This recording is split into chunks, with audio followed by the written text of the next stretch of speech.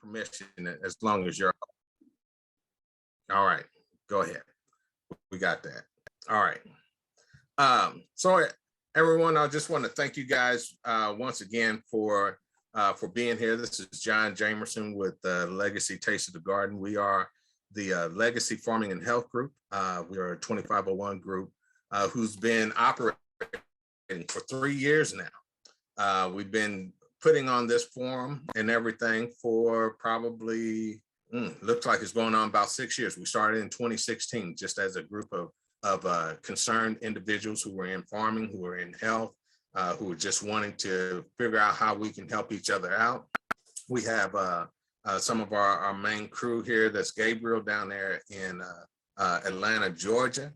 And so part of what we do is to try to bring the resources to the farmers and the farmers to the resources. We, through our 2501 grant, we introduce, we try to initiate and increase participation in BIPOC African-American farmers with USDA grants, loans, programs, and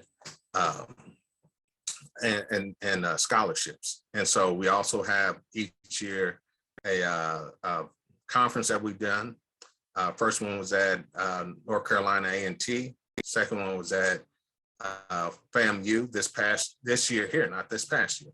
The past one that we had was at Tennessee State. And so we've had that opportunity to do that. I want to take an opportunity right now to share with you guys our guest speaker, which is Mr. DeWayne Goldmon. Mr. DeWayne Goldmon is the senior advisory of the USDA for their racial equity committee. And so he's here today to share with us information on the newly passed Inflation Reduction Act and how that impacts African-American farmers, and some give us some guidelines as to what we can look at to go. And then he's going to open himself up to some Q&A. I want to thank some of our partners and guests who are in here. We have HBCU with their plant-based guests, physicians that are here. We have a number of people from around the country that we've met, from California, Mr. Kelvin Garavan, and we have one of our other partners that is in our group, Chef Joseph Durrell Anderson up in Virginia. So right now, I'm going to go ahead and open this up because I know he has a little bit of time, to Mr. DeWayne Goldmon. And so DeWayne, if you would, come off of mute and share with the people the information that you have. I want to thank you for being here today. Thank you, Mr. Jamerson. I am in rural America, and as USDA and others make advancements in broadband, I want to make sure that you guys can hear me and see me. So John, can you give me a thumbs up if you can hear me okay? Great. I'm fairly humbled at being here. I was sharing with John as we were preparing for this. I understand, John, y'all meet, what is it, first and third Thursday? And I'm actually scheduled to be off this week, off for my USDA job. I am still a farmer in Arkansas, and so we're down here trying to start harvesting. And so I was taking some time off to do that. But when John explained to me what you all were interested in, some of the questions that had come up, I said, you know what, it's probably best, and it's certainly more timely to engage in this conversation now, so that we can make sure that this resource has the opportunity to provide some input to some very important things that we're doing. And if you like, I was a year or two ago, you're probably wondering, well, who is this DeWayne Goldmon, and why would John be reaching out to him to talk to us? John, I think we had actually met before, but we really connected at a field day in Michigan a couple of months ago. and I was there in my capacity at a tour of what I now know is a pretty historical and significant community of Black farmers in Michigan. Now, I'm from Arkansas. I'm a third generation Arkansan, third generation farmer. Pretty familiar with some of the trials and tribulations that Southern farmers in particular have struggled with, particularly farmers of color. But after being in Michigan and even before then, and certainly after learning about the rich history of down there in Southern Indiana, where you guys are, I understand that that those problems don't have the geographical boundaries that I once thought. That they're problems that persist, unfortunately, in a larger landscape, and they're problems that we have to be very deliberate in solving and creating solutions that truly makes USDA the People's Department where we serve all of our customers equitably. I am fairly new to USDA. I started in March of 2021. And I had really didn't have any intentions of being a USDA employee. I'm just being candid with you. I retired from Bayer Crop Sciences after they acquired Monsanto. I retired from them in 2019. I spent about 25 years with that company. And I would imagine that you probably have some feelings about my former company. And I was proud of some of the work that we did, particularly in the latter half of my career, when we kind of reached out very purposefully in the minority and particularly the Black farming community, and really started to take a deep dive into understanding their issues and their plight, and doing from that vantage point, doing what we could to be a part of the solution. We can talk about that later. But in that role, I started interacting more with USDA. And so I served 3 terms actually on the Advisory Committee for Minority Farmers and Ranchers, 2 under then and now current Secretary Vilsack, and a kind of a protracted term under Secretary Perdue. And you might recall that at the end of 2020, there were certain things that had come to light that were concerns of the country. And racial equity was certainly one of those things. So that when the Biden administration came in, they wanted to make racial equity a central component of that administration and a central focus of each of the president's cabinet level appointees. And so I had a couple of conversations with Secretary Vilsack, and long story short, a new position was created called a Senior Advisor for Racial Justice and Equity. And I started in this position in March of 2021. I also need to share with you that working on these things from inside the department provides a different vantage point than advocating from those things from outside the department. And I want to share with you that the input that you provide into this process is critical. And we're being held daily, we're being held more accountable to listening to that input. And even if we don't agree, I think we at least owe you the dignity to have a discussion with you about some of the issues we're facing and some of the things that we're doing. And I see this discussion, if you will, as a critical first step in accomplishing that. John asked me to talk about a couple of pieces of legislation. And John, when we were together in Michigan, we were still focused on implementing the American Rescue Plan.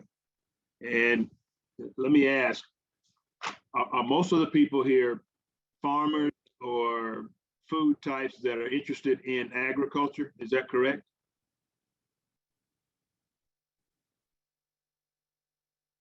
There are. I would say yeah. And then there's doctors who are in the plant food space from a physician's perspective. Great, great, very pertinent. Very pertinent. Thank you. Is that Ms. St. George? Yes, sir. Thank you. Okay, thank you for the clarification. Now, if I had the fortune of being in person with you, I probably would have asked these kinds of questions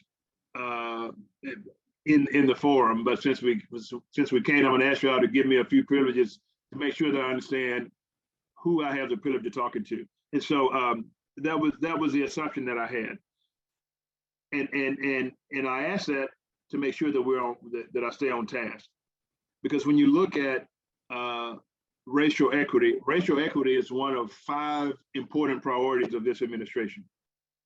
We have climate smart, the creating and adopting climate smart agriculture practices as one. We have the internal part of USDA, the diversity, equity, inclusion, and accessibility, making sure that the department is reflective of the public that we're trying to serve. That's another one. But there are 2 in there that deal with agriculture, production agriculture, and nutrition in a major way. And one is making sure that a healthy, affordable, sustainable, abundant food supply is within reach of a larger segment of our population. And then the other one is making sure that our farmers, whether you're large or small, row crop or vegetable, animal or plant, but to make sure that you have access to markets and other opportunities that allow you to be more profitable in your operations. Because we now understand more than ever that profitability is a key component of sustainability. So that has to be a part of it. But I'll spend most of my time today talking about that one priority that I feel a strong responsibility for, and it falls on my shoulders, and that is racial justice and equity. So just quickly, I want to talk about the American Rescue Plan and the Inflation Reduction Act. John, and I think that's what you asked me to talk about. Is that correct? Okay, so March 11th, 2021, the American Rescue Plan Act became law. There were 2 sections, and it addressed a lot of things, but there were 2 sections in particular that dealt with USDA and dealt with what the Secretary has described as the cumulative effect of folks being denied access. There were disparities in certain programs. There were things around services that needed to be improved. And so, and the other thing that was apparent was that certain of our farmers had not been given equitable opportunities to really follow their occupation of agriculture. And it had resulted in some debts to the Farm Service Agency, which is our primary loan making agency, but it resulted in some debts that needed to be addressed. So Section 1005 provided $4 billion to pay debts of social disadvantaged farmers, primarily defined as farmers of color. And we started immediately to implement that. Pretty early in the implementation process, we started encountering some lawsuits. And as that legislation came more into existence, there were actually 13 lawsuits that were challenging the constitutionality of the American Rescue Plan. And there were injunctions and court orders that actually stopped the Farm Service Agency from processing those payments. And we were in the position, because it was federal law, USDA was put in the position to defend this to the Department of Justice, okay? That legislation was being challenged, and the lawsuits, once they got into litigation, 2 things became not apparent. One was what would be the eventual outcome, and 2, how long this process would take. The other thing that was painfully obvious and a big concern for a lot of people, including the growers and borrowers that we were intended to serve, was if this thing goes on for too long and you lose some of the customers you're trying to protect, even if you win, you lose, because you have not accomplished the objective of making farmers equitable and as productive as they can be. So that's Section 1005. And I'll talk about it being repealed when I get into the American I'm sorry, the Inflation Reduction Act. There was another section in there, section 1006, and I'll spend a few minutes talking about it.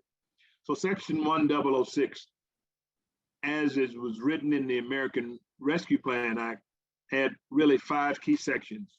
There was one section in there that required the department to work with community-based organizations like this one and others to help provide technical assistance and outreach that helps get farmers to yes, that helps to demonstrate the possibilities once we have a fully participatory USDA that's reaching people where they are and removing barriers in order to get them access to the products and people that they need to be efficient in their businesses. So that was one section. There was another section that required the department to invest in minority serving institutions to make sure that future generations of agricultural talent were as diverse as they needed to be. There was a section in there that funded an equity commission. And I should say equity commission or commissions to provide an external set of experts to make recommendations to the secretary on how equity could be achieved and how some of the historical barriers could be torn down. While I'm talking about the Equity Commission, so next week, the Equity Commission will meet for the 3rd time. They meet about quarterly. It's led by Deputy Secretary Dr. Joel Bernal, who some of you may be familiar with, and co-led by Arturo Rodriguez from a Farm Worker Group. But it's a broad set of experts that are there to do the serious work of providing those recommendations to the secretary. So you have the Equity Commission, but you also have 2 subcommittees. One is the Agriculture Subcommittee. Those are kind of practitioners, boots on the ground, farmers, ranchers, foresters, landowners, experts that have firsthand knowledge of the way these programs have worked and what needs to be done to make them work better. So you have the Agriculture Subcommittee, and for the first time next week, we'll convene the Rural Community and Economic Development Subcommittee, which will do the same thing as the Ag Committee, but it's focused on rural development and making sure that the outreach of rural development and economic development is as equitable as it should be. The other section in there is a very important one, and that is a section to deal with, finally, the past discrimination. Folks that have missed opportunities due to discrimination and bias, whether that be in personnel or programs, but there was a section put in there to do that. In the original, and now I'm going to shift from talking about the American Rescue Plan to talking about the Inflation Reduction Act. And I'd like to highlight some critical differences in those two. The American Rescue Plan, as I stated, was primarily based on providing equitable access to people of color. As we got into the equity work, we figured out that, yes, race was a factor in a lot of the disparities that we saw, but there were other factors: urban versus rural, large versus small, beginning farmers versus more seasoned ones. So there were other differences that allowed a segment of inequity to enter into the way our programs were being implemented. And so in the Inflation Reduction Act, as that important legislation was passed, it essentially kept those 5 categories intact, okay? It did change the funding levels, because in the American Rescue Plan, there were several statements in there that said no less than. In the Inflation Reduction Act, the categories and the specific investments in each category are more specific. And so another important development was when it repealed Section 1005, which was the debt payment portion for FSA loans. When it repealed Section 1005, it took those resources and kind of refocused them to address a larger set of inequities that showed up as distressed borrowers. And it requires the department to deal with the distressed loans that are out there. And that's a very important piece. We are actively engaged in defining how that process will work. It's going to be important that we, I'll say that we do have a high level of understanding. But if I'm John Jamerson, or if I'm amongst this group, the legacy taste of the garden, I would want to make sure that we understand all of your issues so that those factors can be rolled into an implementation plan that's inclusive and deals with the distress that you've gone through as USDA borrowers. So 3.1 billion to deal with distressed borrowers, not a race base, but it is an opportunity. The way we look at it is to keep farmers farming. And so it's to deal with that distressed debt, but also give you access to other resources that will keep you on your operations and perhaps close some gaps in those operations that have existed between you and your neighbors. The other part is that's significant, and a significant difference between the American Rescue Plan and the Inflation Reduction Act is that there is a process that will be laid out, so where we will have to identify a third-party vendor or third-party vendors that will work to finally compensate farmers for prior discrimination. There will be a process that farmers will be able to go through, borrowers will be able to go through, and demonstrate the financial harm that's been caused to them, the dollar limit in that category is $500,000 per borrower, but it is a pretty significant increase in the resources that will be allocated to discrimination and prior discrimination and bias. Those are the critical differences. I've been going quite a while. Let me say this though. This Inflation Reduction Act has been out now for about 2 or 3 weeks. And for one of the first times in my short career and with USDA, but in my long-term career in agriculture, with 1 or 2 exceptions, I've seen more optimism and more hope around the Inflation Reduction Act to finally make the kind of meaningful change that's needed than I have with any of the prior legislation and initiatives that I've been associated with. So I just wanted to lay that out. I'll stick around, John, to see if there are any questions that I might can address. So thanks for the opportunity. Thank you, Juan, for being here. So I'm just do a little housekeeping here. If you have a question, you can either put it in the chat or you can raise your hand. If you know how to raise your hand in the Zoom meeting, there's a little thing down there somewhere that you should be able to raise your hand to be able to ask the question. So while you guys either put something in or raise your hand, I'm gonna throw out a couple of questions that we have right quick.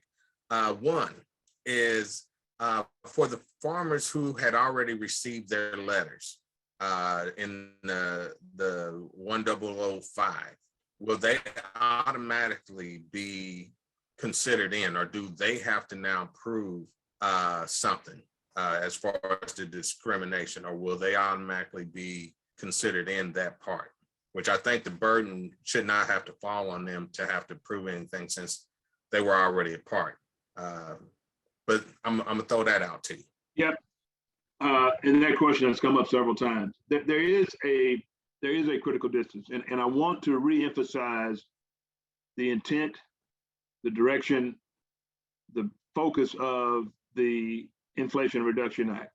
It is to keep farmers farming, and there's 2 critical parts of that. One is the the mandate to make FSA borrowers fully eligible to participate in FSA programs. And so one critical difference, I think, between the American Rescue Plan, and I know you've got those letters, okay? The legislation that required and enabled us to write those letters has been repealed, okay? And so there is no way for FSA to implement those debts that were going to be paid off in the American Rescue Plan. I'm just being straight up with you. But the Inflation Reduction Act said that the Farm Service Agency will pay current distressed borrowers. And once you are current, you are fully capable to go back in for all the services that FSA offers, whether that's restructuring or loan modifications or whatever the case is, you'll do that. But a difference between the two is the American Rescue Plan would have paid the entire loan balance. The Inflation Reduction Act requires us to pay the distressed borrower portion, and that is a difference. I think the other part of your question was do you automatically qualify in some way? And no, because the two are unrelated. When the American Rescue Plan was repealed, it repealed all components of that, and it was replaced with the distressed borrower piece. Now, here's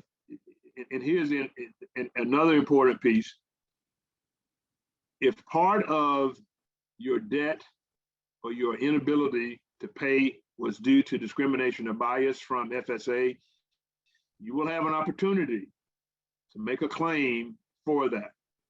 And it should be a fair, efficient process that will allow you to receive compensation for being discriminated against or suffering from bias. Okay. All right. I can chew on that for a while. My next question will be in honor of Mr. Wilbur Walker Sr. that's on here. He was part of the Pickford Act, and he was asked to have part of his. He was considered one of those who had been discriminated against prior to 2021, and he was told that he was going to have his loans debts removed from FSA. He had 3 loans. One of them was not removed.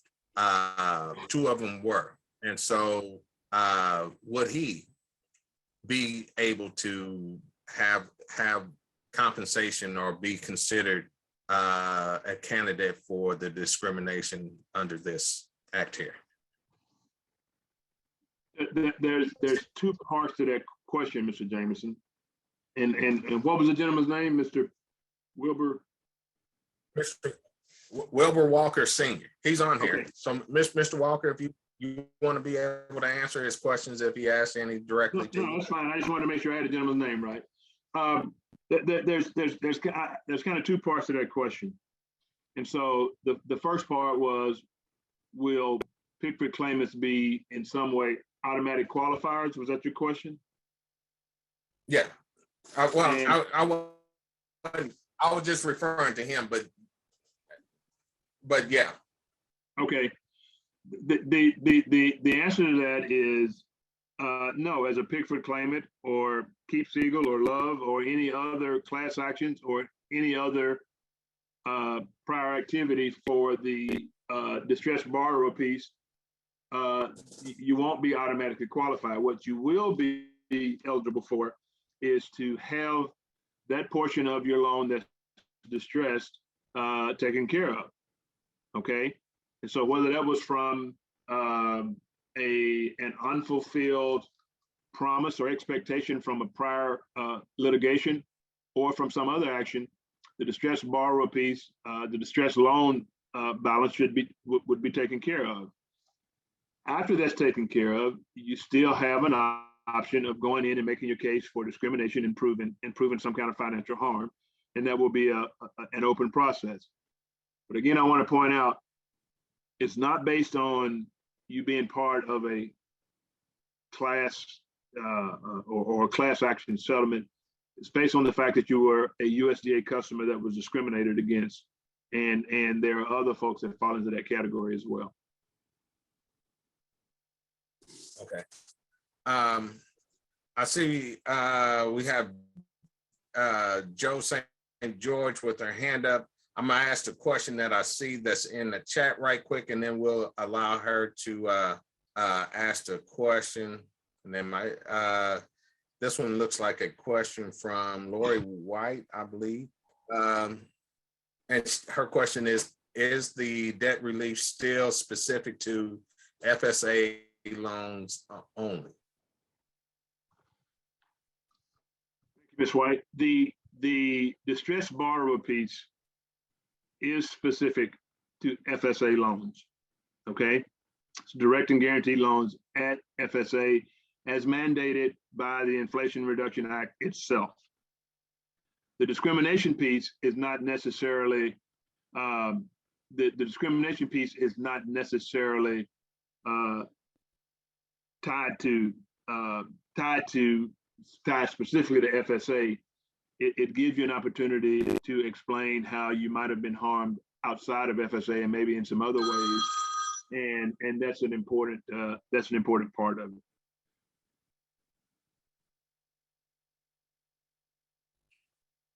Okay. Ms. St. George, do you have a question? Yes. Hi, Dr. Goldman. I just for full disclosure, I am a lawyer. I do pro bono work, but I've been a finance attorney for 20 years.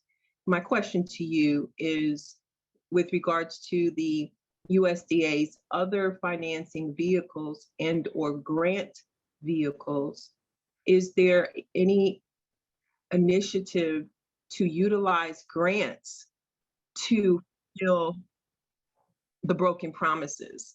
I was finance attorney for the Arizona Department of Commerce and did the bailout of the entire dairy industry and converted it, moved them out of what they did through grants.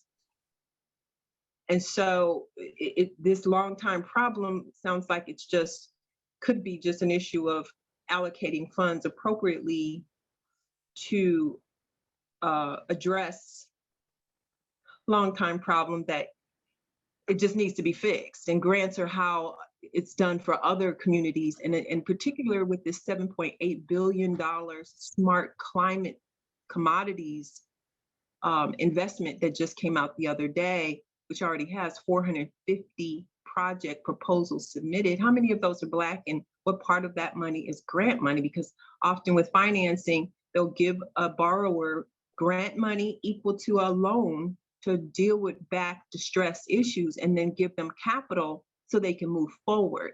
And what it sounds like to me is everyone's been focusing on the past, and they're stuck in trying to fix past debt. They can't move forward. So can you tell me a little bit about what that climate smart money is, what grant programs are out there, and can there be a combination that can really address what's happening in our Black farmer community? Yeah, thanks for the question. And let me be very timely, because we are announcing some of those climate smart ag grants. But before I talk specifically about climate smart, let me share with you some of the things that are ongoing with the department that was actually initiated as resources in the American Rescue Plan and has carried over into the Inflation Reduction Act. So in around Thanksgiving of 2021, USDA, we announced a pretty significant investment with third-party community-based organizations, and those were grants. 75 million invested among 20 different organizations to help us demonstrate what can happen when we do get this right. And the serious part of that work is being initiated as I speak. There's a lot of details to work out, but those 20 organizations are well underway in putting those plans in action. In addition to that, we announced at least 25 million to be granted to other community-based organizations to help do the same thing, demonstrating effective use of USDA programs and showing how that can be placed in communities where we've typically had problems. And that's important because, you know, in this department, we generally, and I see it starting to shift some now, but we still operate largely under a cloud of distrust. The people that we are trying to help, the people that we need to help, the people that have been underserved time after time, fundamentally don't trust us. And I have to say that it humbles me as a USDA employee to say this, but I have to say that that distrust is not unwarranted, okay?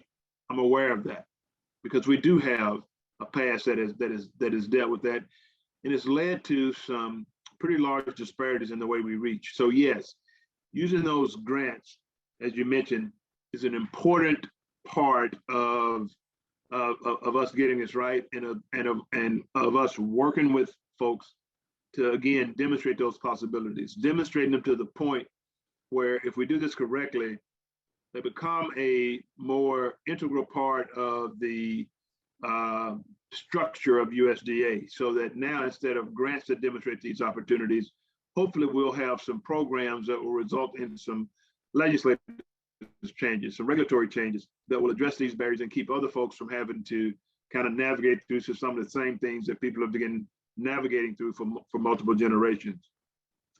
As it relates to the climate smart ag practices, that is a major investment. And the main goal of that one is to, again, work with third-party vendors. And it's kind of a two-step process. So the announcements that you're seeing now are kind of larger programs with a lot of large organizations. But one of the criteria for those, even those large organizations, was for them, and this was part of the selection criteria, was for them to demonstrate how they were going to have reach into the underserved communities. And it has to be more than listing the name of a group on paper and not have any meaningful dialogue, any meaningful outcome from that group. I'm excited about the climate smart ag practices, the investments that we're making there. I know we'll be held accountable. We'll have to figure out ways to hold other people accountable to delivering on these, because that's an important part of us being able to demonstrate, particularly in the underserved community, how these programs can work. When you look at climate smart agricultural practices and you kind of lay that over what's going on in the world, I mean, we're all familiar with, you know, fire season being a little longer, hurricane season being a little longer, temperature extremes, rainfall extremes.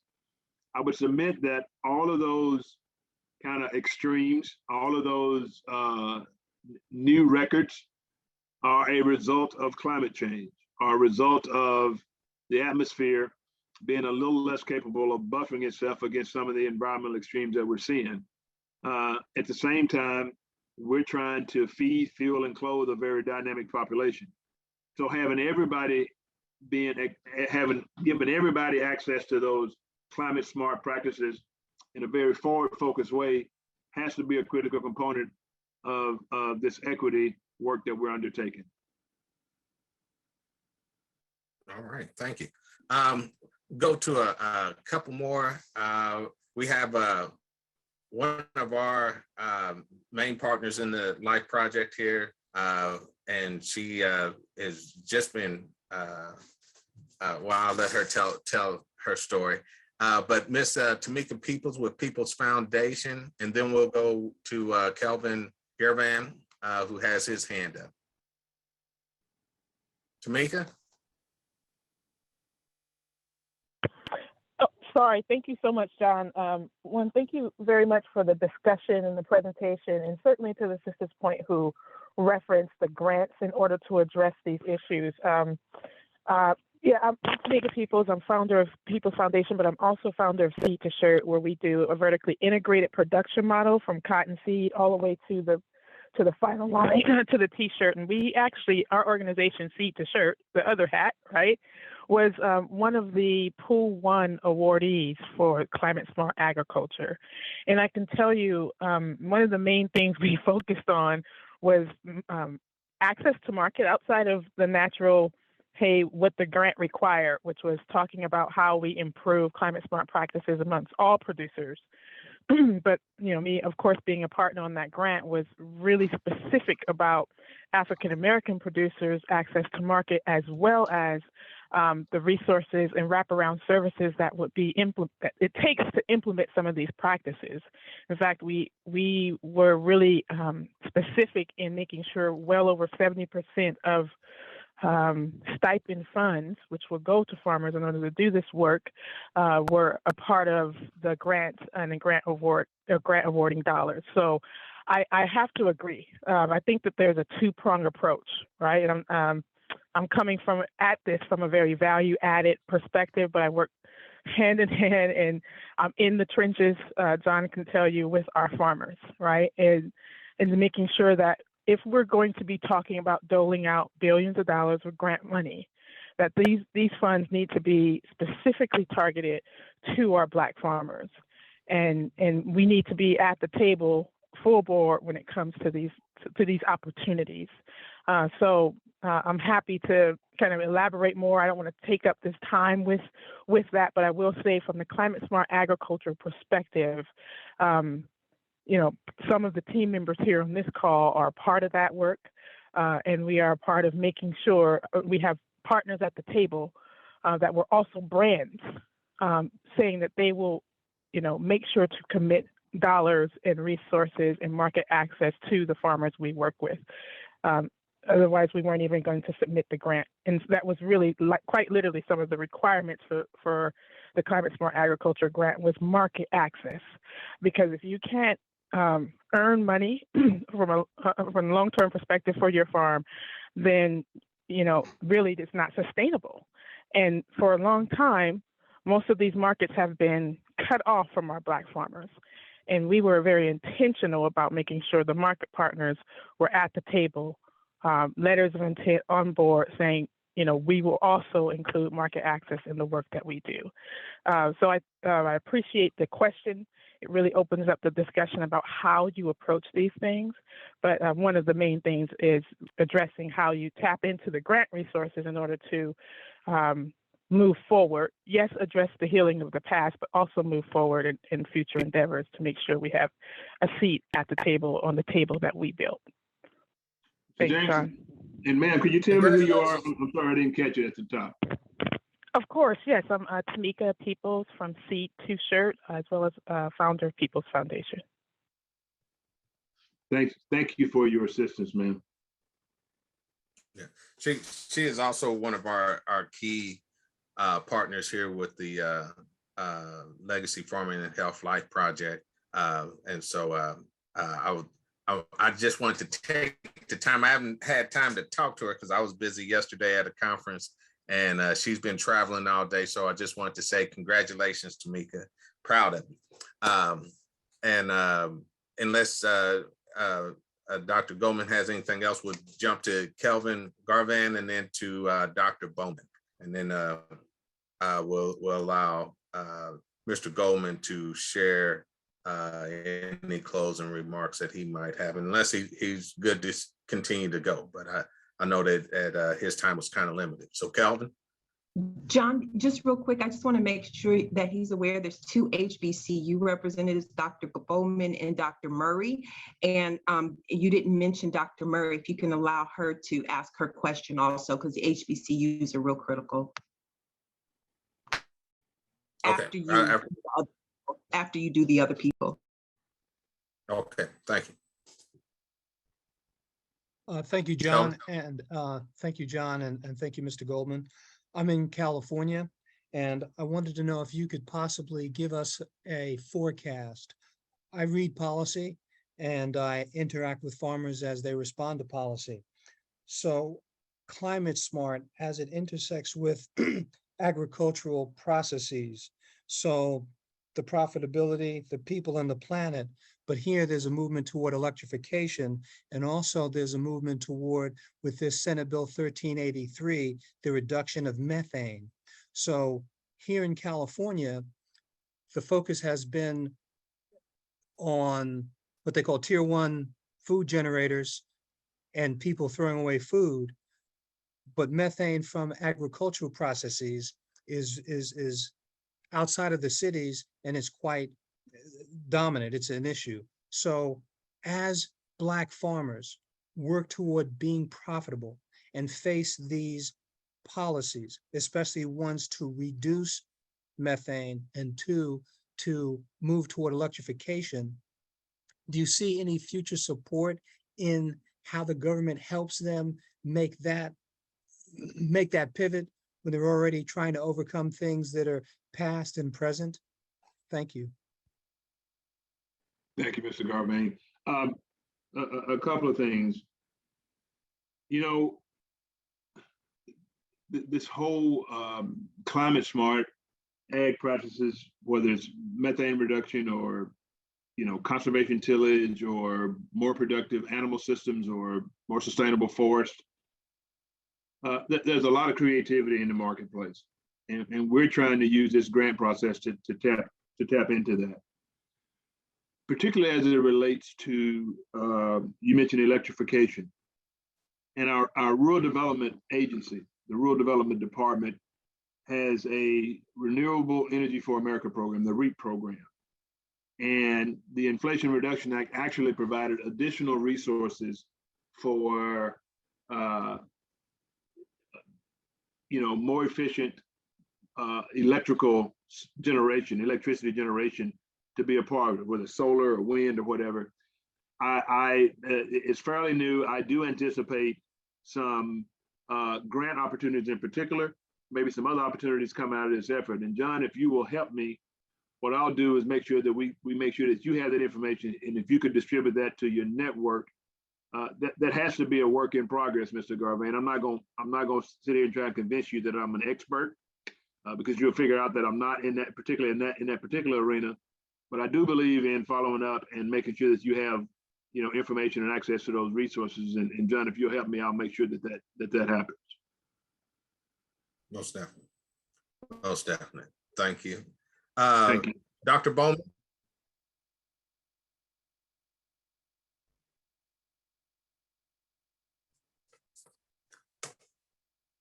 Dr. Bowman, you're on mute. Yes. Okay. Sorry. Hello. Can you hear me? Yes, sir. Good. First of all, I want to thank you for coming on this call. I really appreciate that. I'm having some technical difficulties in terms of my internet connection, so I can't be on video right now. I had a question about government subsidies for farmers in terms of food, and I'd like to know, as it relates to subsidies for fruits and vegetables and things like that. Oh, sorry. As it relates to fruits and vegetables and what have you, how can we do? Can you hear me? Yes, sir. I got you. Sorry.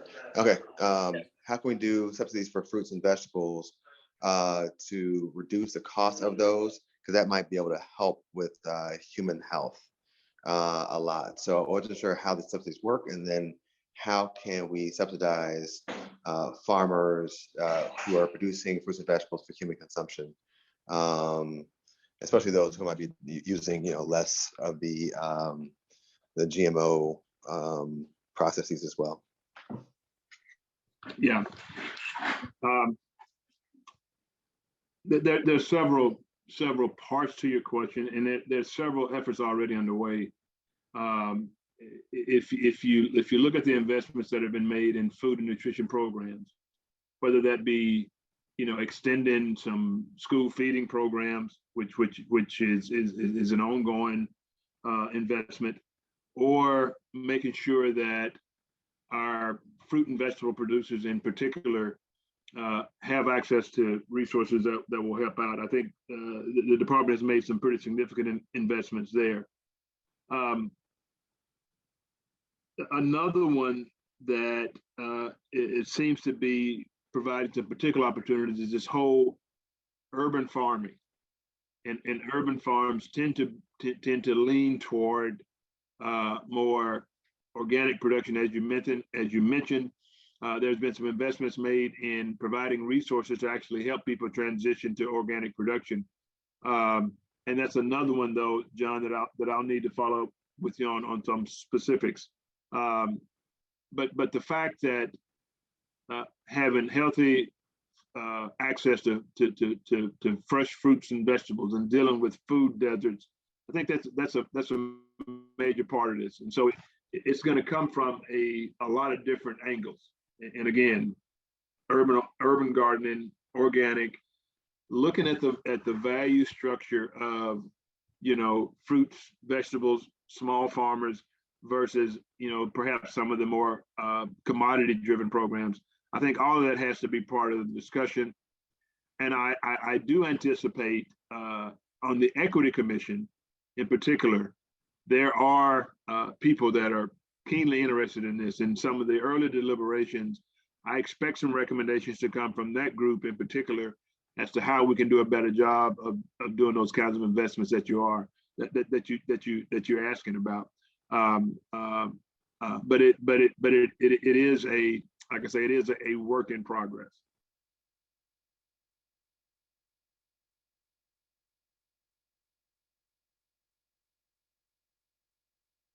I got muted there. Thank you. Tamika, you had a comment that you wanted to share on the Climate Smart right quick, and then we'll go to Dr. Murray, and then we'll begin to close. Note that Dr. Goldmon here has put his contact information in the chat. So for those of you guys, scroll through the chat, you can be able to get his contact information. Tamika, did you want to make that comment? Dr. Murray, no, I will defer to Dr. Murray. Been waiting for a while. Thank you. Okay. All right. Dr. Murray? Yes, hi, good evening. Thank you so much. I appreciate it from Compensate University. I would like to know what work do you see, or how will you work with historically Black colleges, university, and what role do you propose that they are as a part of the solution to this particular area? Thank you. Whether we're talking the American Rescue Plan that was transferred over to the Inflation Reduction Act, or just some ongoing work at USDA for some time with our minority serving institutions, HBCUs in particular, and certainly the 1890 land grant universities, which are part of that system. And I know, Dr. Murray, that Compensate is not an 1890, but because of our agricultural mission, it does create kind of a special relationship that we have to respond to, and there's some hard funding that goes to those institutions.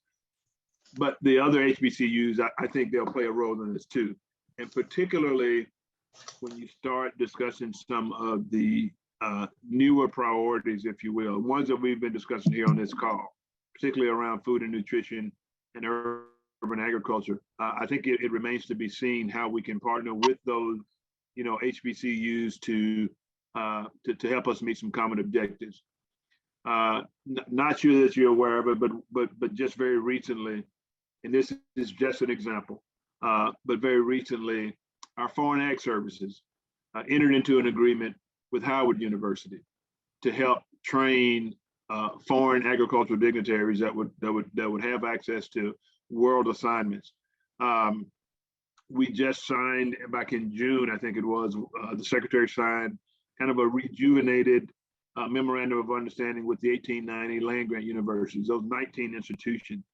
And we continue to work with other HBCUs to help us meet some common objectives. So again, I know it might seem like I'm kind of dancing around the question, but I would encourage the HBCUs and those other organizations, as these grant announcements come up, please look at the RFAs, the requests for proposals. Look at those and make sure that you're weighing in and putting in proposals that will help us accomplish those priorities with resources that you can bring to the table.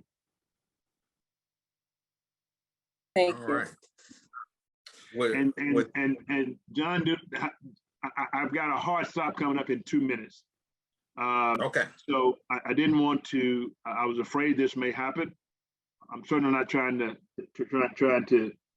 cut you short, but I did put my contact information in there.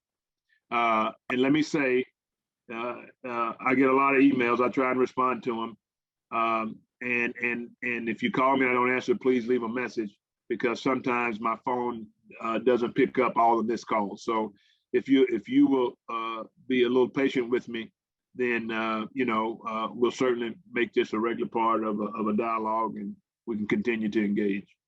So again, thanks for the opportunity to be here. I really appreciate, John, you providing this venue, and I'm sure we'll be in touch. All right, thank you. And I just want to say thank you for being here, being a man of your word. I know when we met in person in Michigan, you extended the same thing to me. You gave me your card. You said, "Hey, call me." You said that you would be on here once you guys got a full understanding as to what direction things were going in, and here you are promptly afterwards. And so I want to thank you for that. Thank you for the things that you put in there. I'm sure you'll hear from one of our participants, Mr. Ty Simmons with Human Agriculture up in Fort Wayne, Indiana. He had a little brief comment in there, wanting to know how Blacks could be more active at a seat at the table. But I know that you got a hard stop, so I'm gonna let you go ahead and go. But I'm just want you to know that he did have that in there, that he was asking about that information and how we could be have a Black Farm Advisory Board or something to. Okay. Thank you, sir. Hey, John, thanks. When you hear that, you know where it came from. Thank you. All right. Appreciate you, man. All right. Take care. Right. All right. All right. Thank you. Wanted to give everybody a round of applause and thank you guys for being on here. I know that there may be some questions that people might want to ask or anything, not that I'm an expert at it, or even comments that you guys might want to have. I did want to open the floor back up once again to Tamika and who just got awarded one of the major grants.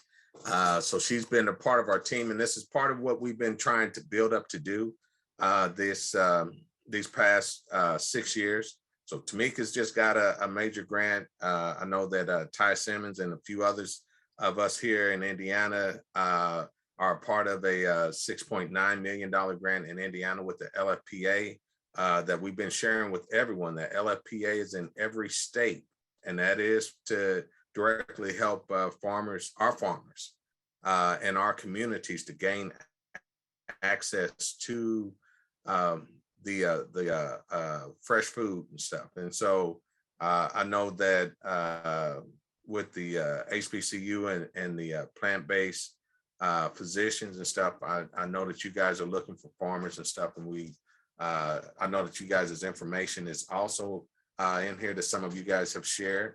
And so I just want to extend to you guys that we are on this link here every third Thursday, and we will gather your information that's on here and make sure that you guys have an invite in the future where we have our third Thursday partners. But I want to open up to one of our main partners here, Tamika Peoples. I didn't know she wanted to share any more about what she got. I saw the grant. I was driving and had Denise read it to me and everything, what was going on. But if she wants to share what's going on, I'm opening up the table to her. I am so sorry, John. I am really not in a position to, when you're traveling, it just becomes one of those moments. But yeah, I think maybe I'll just defer, open up the floor. I know there's a lot of discussion going on and comments being had around the second level value addition. Obviously, when you're talking about greenhouse gas emissions, you do want to track that throughout the value chain. And I know that the Climate Smart grant actually required that. So yes, that is considered. So I wanted to address that point. I'm going to have to go on mute because I don't want to be rude and have crazy background noise. I understand. All right. Is there anyone else? You guys can begin to, if there's any conversation, chat, any information that you guys would like to share about who you are. And we normally go through and do a brief introduction, and due to Dr. Goldman having a few little difficulties that I was trying to address while we were getting started here, we didn't get that chance to do so. So if anybody would like to introduce just to the group who they are and where they're at, we'll open up for that, give everybody a minute or two to introduce themselves. Kelvin, is your hand up to do so, or is that from? Yeah. I'm from Brooklyn, New York, but I live in Los Angeles. I've been looking at the issues related to food waste, food access for several years. And I think the reliance on the retail market, I think that reliance could really be reconsidered. One of the things I read is supermarket news, and the model for retail marketing is changing dramatically because the price points for their products and then also the profit they can make is very slim. And I think as we look as people who might live in communities where we don't have transportation access to food, we might have empty lots, but the soils have been degraded by industrial materials. So we can't necessarily go into the empty lot and start to put, seeds. We might be able to perhaps have raised beds. I think we have to think of the future of local food. And I think we have to think about it in a different way that doesn't necessarily revolve around having a brick and mortar location like you might have in a place that has more infrastructure to support it. Jemiah Hargens here in Los Angeles has created these micro farms after the big box stores closed down, and it's extremely successful. So I think that as we look to the future, I think that thinking about Trader Joe's and I don't know, Piggly Wiggly, Ralph's, whatever's near you, wherever you're at in the country, I think we might want to think about reimagining how we get food and how we create these local food systems. And that goes too for Baltimore. There's a lot of empty lots in Baltimore. The last time I was in Baltimore a few months ago, I just saw so many places. And this brother Hebert Brown with the Black Church Food Security Network is doing tremendous work. I just wanted to send a shout out to him if you're over by where Coppin is and you're following what Hebert Brown is doing. Thank you, John. Thank you all. Thank you. All right, thank you. Definitely need to strongly consider those things. Anybody else like to introduce themselves or make a comment? I got Ty Simmons. Go ahead, Ty. I was surprised you didn't say something earlier. Greetings, everyone. How you doing? I was just listening, John, just soaking in that knowledge. There's a lot going on, and congratulations again to Mika and everybody. I appreciate you all being here. I'm Ty from Human Agriculture Cooperative, and I didn't catch the brother that just talked about, just talked right prior to me. What was his name? Calvin Garban. Well, he was saying, how can we create a better food system? Well, to create a better food system, we have to create collective economics and build with the farmers that are already doing the work. I mean, that's the only way for us to do it right now. Don't get me wrong, there's a lot of opportunities coming with funding and everything, but the best and sure way is collective economics. And we're working, John and I and a whole bunch of people here in Indiana are working on programs like that we're working together, not only on, applying for grants, but, seeing what other things that we need to help our food systems throughout the state. I mean, you all are connected to the right person. Just, we just got to pull it together. Thank you, Ty. Sharita, is that you up there waving your hand? You got something to say? I was actually looking to see who people were, so that's why my hand was moving. But I'm Sharita Lacey. I'm a certified functional medicine health coach. And through applying for grants, we are developing a wellness and nutrition cooperative in the Brightwood community in Indianapolis. So just very proud to be here and to listen to everyone and to meet everyone. It's a real privilege to know John and his wife, Denise, and to be able to look forward to the future of cooperative economics and how we sustain a future of food for access. So thank you. Thank you. Sharita, can I say something? This is Joe. Sharita, thank you for sharing your skills and your passion for your work. We at the HBCU College of Plant-Based Lifestyle Medicine, that is our mission, to bring plant-based, the practice of prescribing food as medicine in healthcare, because physicians like Dr. Bowman, Dr. Milton Mills was on the call, another Dr. Lachmont, they touch every year between 1,000 and 2,000 patients. So they have direct contact, but they don't have the knowledge. And having sisters like you is critical. But what we're focused on is trying to set up actual plant-based lifestyle clinics in and around HBCU campuses and working with people like Sharita. But the key is really pressing USDA on grant and loan combinations and being more strategic in their lending. And the Climate Smart, they announced, not them, but the World Economic Forum has announced that their goal by 2027 is to reduce animal production and animal farms by 40%. What does that tell you? They're moving to sustainable agriculture that's vertical, and I would say is more hybrid. Like you have a hybrid car that's half electric and half gas, where you're going to have half row farming and half vertical farming. And that's what needs to happen, is we need to demand USDA to give grants and funds to transition farmers directly into the high commodity products of greens that grow vertically, but then also supply the roots and vegetables, because everything is going plant-based, whether you believe it or not or accept it or not. That is the real bottom line issue that's being pushed globally. And if we're not in touch with that, the bad food is going to continue to come to us in our communities and our corner stores, and we're still doing small time farming. So we really need to say, hey, you know, of the 450 projects that were proposed, how many of them were Black proposals? I probably can say none. So when we talk about collective with getting the technology that gets our farmers where they need to be, because they have the money to pivot every farmer, Black farmer in this country, into green, sustainable farming. I've done it personally in one state. They can do it for all of the Black farmers, and we have to hold them accountable.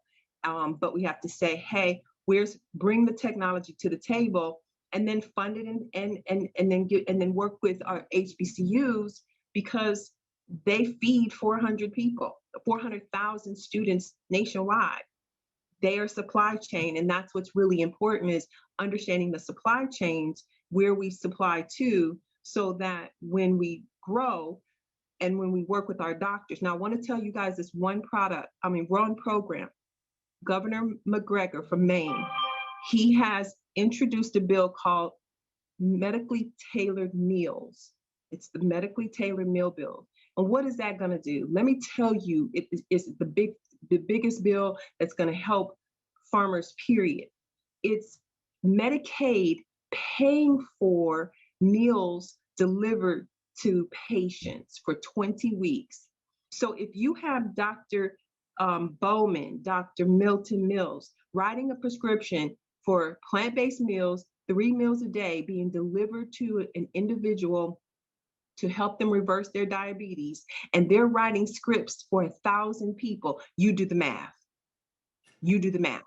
When that bill drops, and that's why you see Blue Apron, you see all these food delivery companies that are delivering. That's where the farmers have to start looking at, can we grow and do production of food delivery to meet the demand in just the community that you're in, because you probably have 2,000 patients right around your farm that you can deliver food directly to or work with some other farms. But that's where the money is about to go, because Medicaid will pay for it.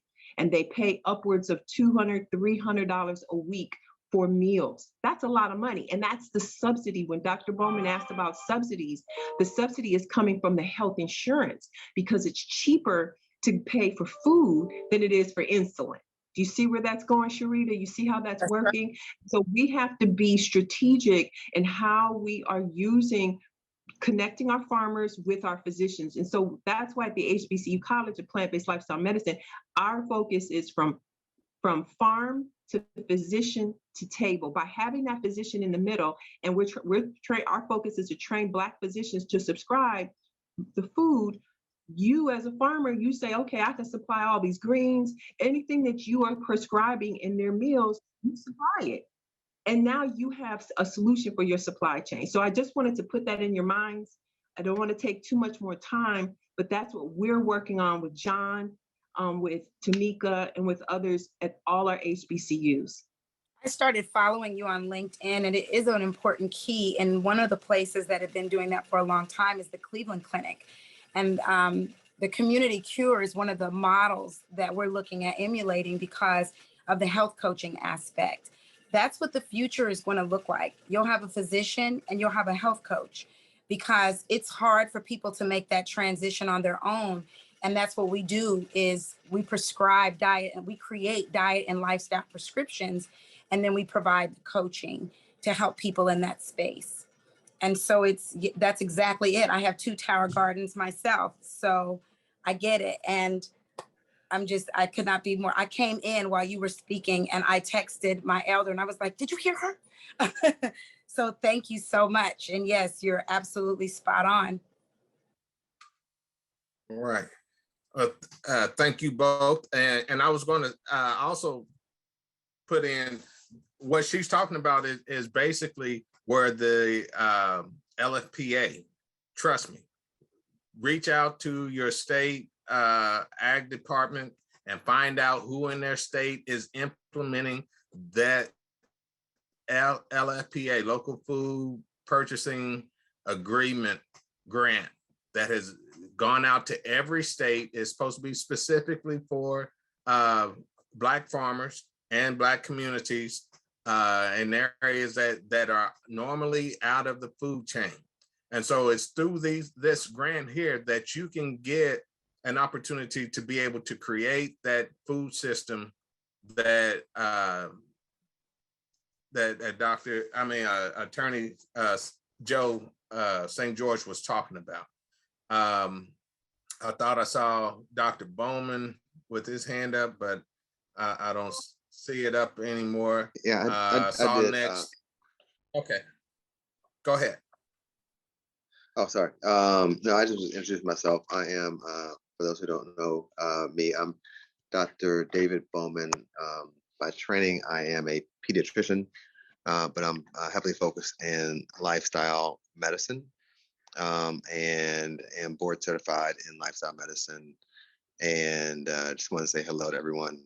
I'm actually giving a talk this weekend in a conference, the International Plant-Based Nutrition and Healthcare Conference. I've been in and out of conversation. My hotel room doesn't have great internet or whatever, so I'm not able to get on video, but I just want to introduce myself to people. I'm also worked a lot with Joe with the HBCU Plant-Based College of Lifestyle Medicine, and I'm at Howard University as a pediatrician and trying to do some things there. So somebody mentioned something about Howard University. I think Mr. Goldman or Dr. Goldman had mentioned something about Howard University. And I was like, what happened at Howard University? What happened? So He said there was an international training with the ag people at Howard or whatever, and they went to Africa and they helped them with some type of research with regards to agriculture development in Africa. Oh, okay. So it's not something that's going on campus. It's somebody who. No, It was campus people and researchers. I can't remember what department he said, but they did some type of exchange on an international level, but in Africa in particular. And that happens, I think, annually, that they move it around to different HBCUs and they take that trip. They had it at Alabama A&M one year and then so it kind of gets moved around, my understanding about that project. And we had one of our international supply persons on the phone with us earlier, but he kept getting kicked out. He does actual acquisition of produce and products for Kenya. So his name is Christopher Welchcombe. And so I'll put his information in the chat. If anybody wants to work on an international level, he does supply chain in Kenya. All right, thank you. So if anybody wants a copy of this meeting, please leave it in the chat. We got Joe Tutt and then Ty Simmons. So Joe, I was just wondering. Good to see you. Hey, how you doing, John? Hi, Tamika, Mr. Kick South. Dr. St. George, I was wondering if I could get a list of those vegetables for medicine as food as medicine. And Dr. Bowman, if I could get your contact information for the lifestyle medicine. We're saving or trying to raise money to get 2 more hoop houses for our hydroponics, but eventually I want to get like a local business here in Belton, south of Waco. They do hydroponics with strictly lettuce, and their business has grown because they cut out the waiting time between California and Texas, because California and Arizona are the largest growers. But we're going to take our collards from the field to the hydroponics, and so I wanted to add mustards, kale, rainbow chard, and anything else I could think of that would be helpful. So I never thought of it, food is medicine. I've heard it, but I just want to add to it so we could grow a hydroponic. I won't grow it and ship it. All right. All right. See, we got somebody in here called the Spy Hunter. Who's the Spy Hunter? Hey, this is Chris Obworks from Mombasa, Kenya. All right. And yes, sir, that's Spy Hunter. Well, we're glad to have you on here. Are you a farmer also?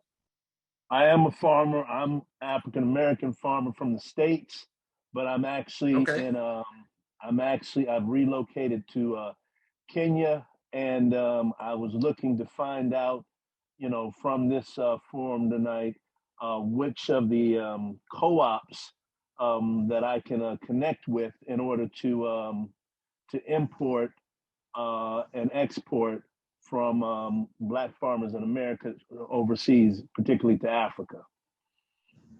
Okay, we are in the process of doing some things.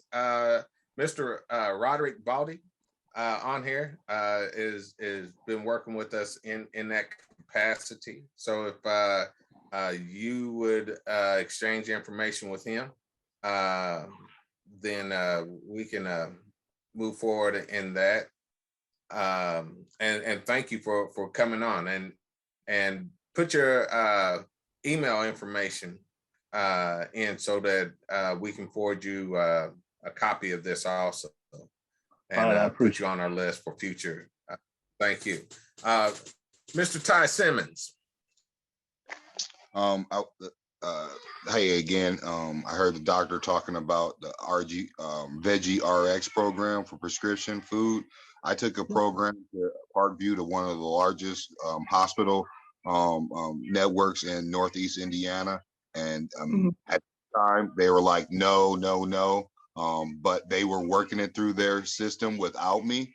And they just received like 1.4 million, like 500,000 from the USDA, like another 500,000 from I want to say Board of Education, U.S.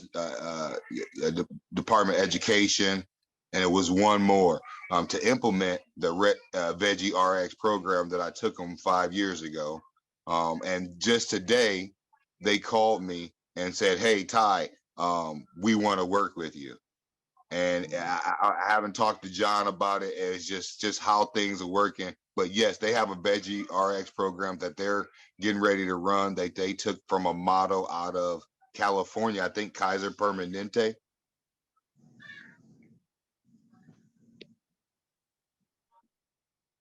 You are right. Kaiser started it actually now 10 years ago.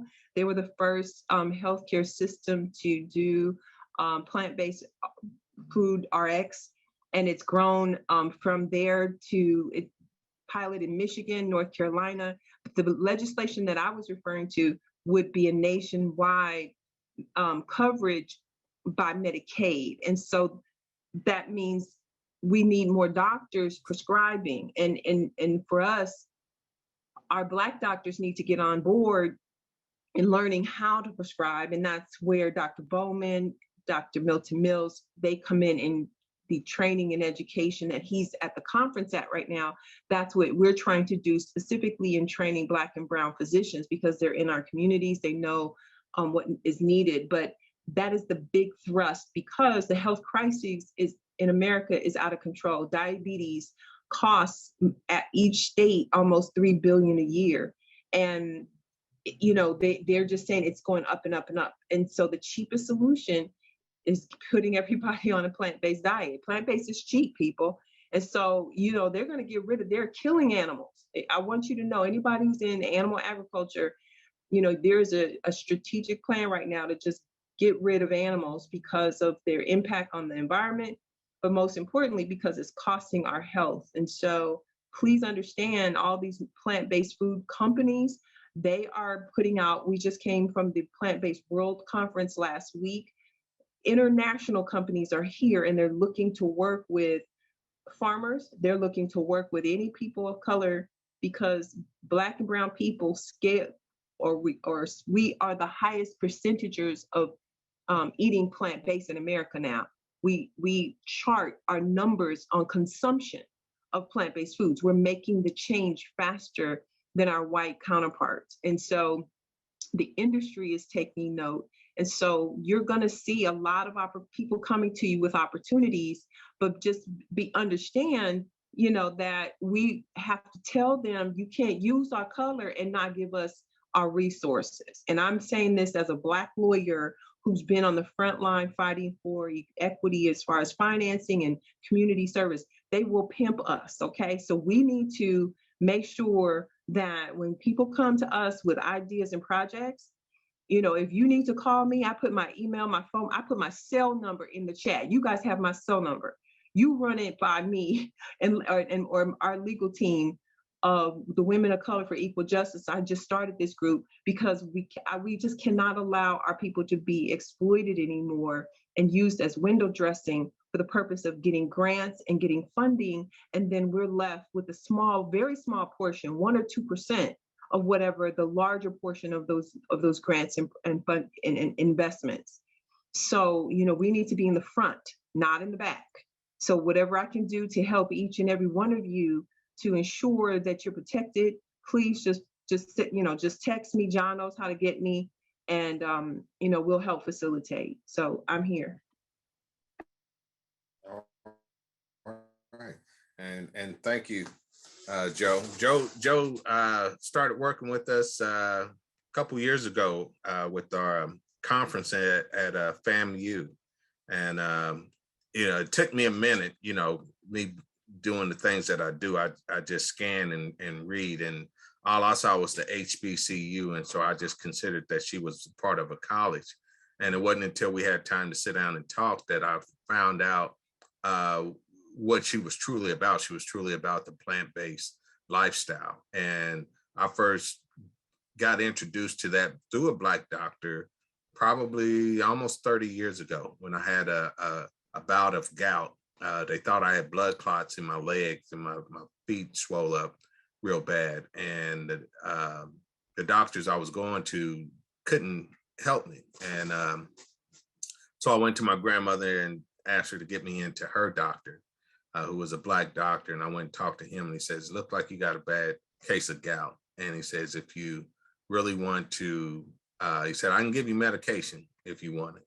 He said, but my recommendation is that you eat a raw plant diet for 10 days.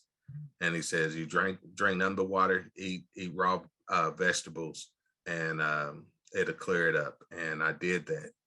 At the end of 10 days, I felt so good. I remained on it for another 10 days because I never wanted it to come back. And I share that with my friends and stuff who have issues with gout, and it always clears it up for them. So plant-based diagnosis is or prescriptions, I should say, is a very viable thing. It is the thing of the future. Once again, we got a hard stop coming in about a minute. Just want to throw a shout out to some of our other people, Roderick Baldy, Darrell Anderson, AKA Chef Joseph, and with Gabriel, who's been playing host back there with Pangea Farms in Atlanta. I just want to throw a shout out to them and everything else. I want to thank everybody for being on today. But I got a couple other meetings I got to jump into. We will be moving on in the future. Understand that the Life Project is getting ready to do some great things. And so as we grow, we want you guys to grow with us. And so thank you guys for being on. And we definitely appreciate everyone being here. Thank you, John. Thank you. And thank you to all the doctors that were on here with your input and all the farmers. Thank you, guys. Thank Yeah. you. Bye-bye. Thank you all. Great, great, great.